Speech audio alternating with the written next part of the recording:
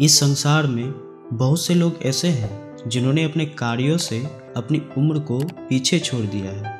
यह बात सच है कि हमारे शरीर के कार्य करने की एक सीमा है। उम्र बढ़ने के साथ शरीर के कार्य करने की क्षमता घटती जाती है, लेकिन जिन लोगों के हौसले बुलंद होते हैं, जो जीवन में कुछ कर गुजरने की चाह रखते हैं, जिनमें उत्साह उमंग होती है, जिनकी इच्छा शक्ति व संकल्प शक्ति मजबूत होती है, ऐसे व्यक्ति के सामने कोई बाधा बड़ी नहीं होती। ऐसे व्यक्ति आत्मविश्वास से भरे हुए होते हैं, जो असंभव को भी संभव बना देते हैं।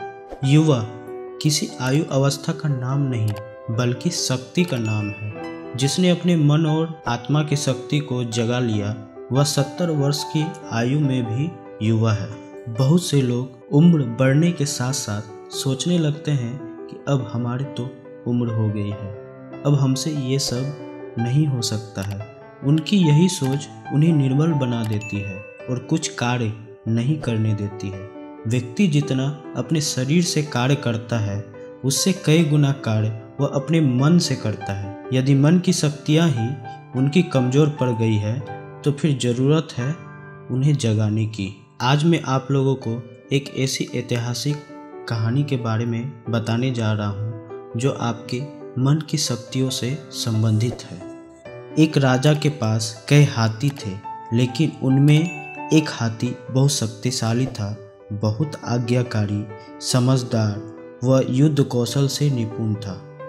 बहुत से युद्धों में वह भेजा गया था और वह राजा को विजय दिलाकर वापस लौटा था, इसलिए वह महाराज का सबसे प्रिय हाथी था।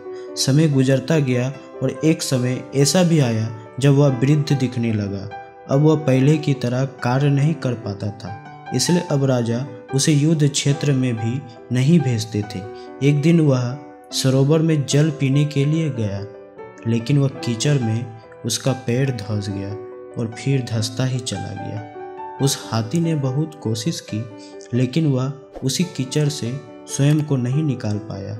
उसकी चिघाड़ने की आवाज़ से लोगों को यह पता चल गया कि वह हाथी संकट में है। हाथी के फंसने का समाचार राजा तक भी पहुंचा। राजा समेत सभी लोग हाथी के आसपास इकट्ठा हो गए और विभिन्न प्रकार के शारीरिक प्रयत्न उसे निकालने के लिए करने लगे। जब बहुत देर तक प्रयास करने के उपरांत कोई मार्ग नहीं निकला, तो राजा ने अपने सबसे अनुभवी मंत्री को बुलाया। मंत्री ने आकर घटनास्थल का निरीक्षण किया और फिर राजा को सुझाव दिया कि सरोवर के चारों ओर युद्ध के नगाड़े बजाए जाए।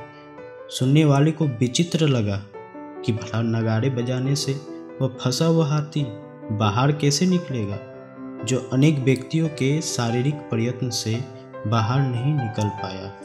आश्चर्यजनक रूप से जैसे युद्ध के नगाड़े बजने प्रारंभ हुए, वैसे ही उस मृत प्राय हाथी के हाव भाव में परिवर्तन आने लगा। पहले तो वह धीरे धीरे करके खड़ा हुआ और फिर सबको आश्चर्य करते हुए स्वयं को कीचड़ से बाहर निकल आया।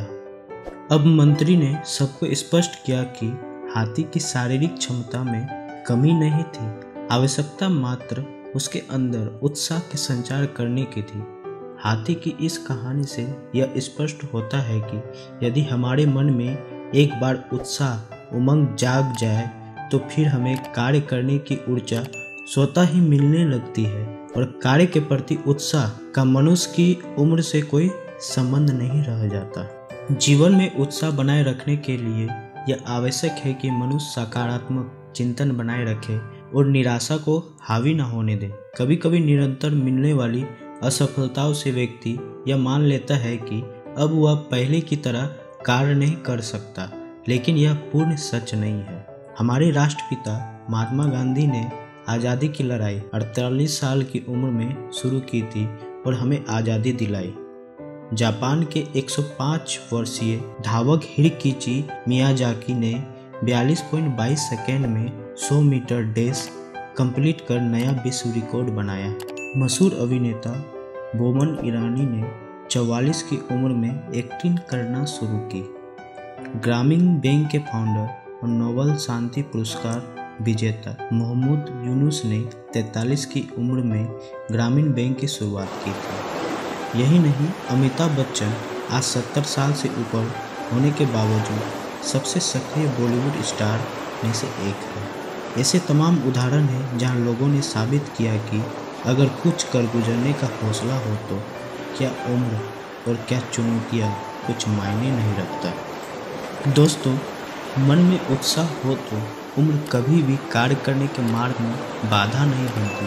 बाधा बनती है तो केवल हमारी नकारात्मक सोच। यदि कार्य करना है तो किसी भी उम्र में कार्य किया जा सकता है।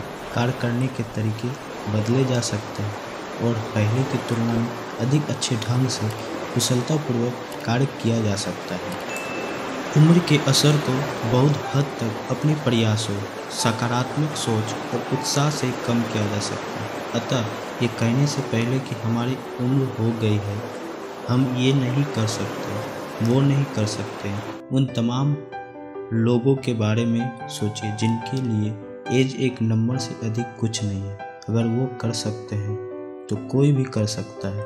तो चलिए फिर से सपने देखना शुरू करिए, फिर से उनका पीछा कीजिए और एक बार फिर अपने सपनों को साकार कर दीजिए।